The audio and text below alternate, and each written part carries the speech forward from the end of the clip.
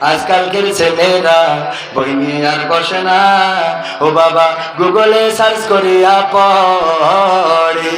ওরে কালের মেয়েরা কোরআন হাদিস ধরে না, এখনকার মা বোনেরা কোরআন হাদিস পড়ে না, ও আল্লাহ টিকটকে ভিডিও ওরা করে। আজকালকের ছেলেরা বই নিয়ে আর বসে না, গুগলে সার্চ করিয়া পড়ে। আগের সময় প্রেম করিলে মুরব্বীরা বলতো পাইছো কি, এখন বলে সব করিয়া বাবু তুমি খাইছো কি। আগের সময় প্রেম করিলে বলতো লোকে পাইছো কি, এখন বলে সব করিয়া বাবু তুমি খাইছো কি। লজ্জা শরম নাই আইলাম কোন জামানাই, লজ্জা শরম নাই আইলাম কোন জামানাই, ভবিষ্যৎ দেখি অন্ধকারে। আজকালকের ছেলেরা বই নিয়ে আর বসে না, ও বাবা গুগলে সার্চ করিয়া পড়ে। নতুন করে হয়েছে চালু এখন আবার কোন ট্রেন্ড, পরিচয় করাই দেখি এই আমার গার্লফ্রেন্ড। নতুন করে হয়েছে চালু এখন আবার কোন ট্রেন্ড, পরিচয় করাই দেখি এই আমার বয়ফ্রেন্ড।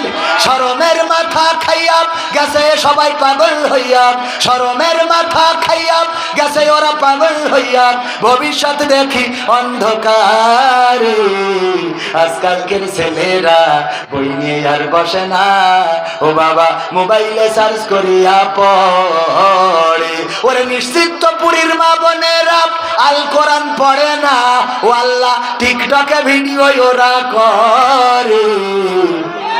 ঠিক না বেঠে?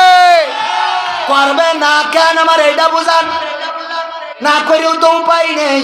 আগের সময় আমাদের মুরব্বীরা যখন মেয়ে দেখতে যেত ছেলের জন্যে, যাওয়ার পরে জিজ্ঞাসা করতো গো মা কোরআন পড়তে পারো কিনা আমার সভাপতি। যখন ছেলে বিয়ে দেবে তখন সভাপতির আব্বা যায়, দাদা যায়, নানা যায়, মুরব্বীরা যায়, যে জিজ্ঞেস করে মা গো, আগে জিজ্ঞেস করতো মা গো কোরআন পড়তে পারো নাকি, হাদিস পড়তে পারো নাকি।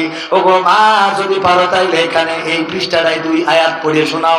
তারপরে বলতো আয়াতুল কুরসিটা হবে কিনা, হুজুর ফরজ কয়টা, নামাজ আর কানাহকাম কয়টা, আত্তাহিয়াতু বা তাশাহুদটা পড়ো, দুরূদ ইব্রাহিমটা হবে কিনা।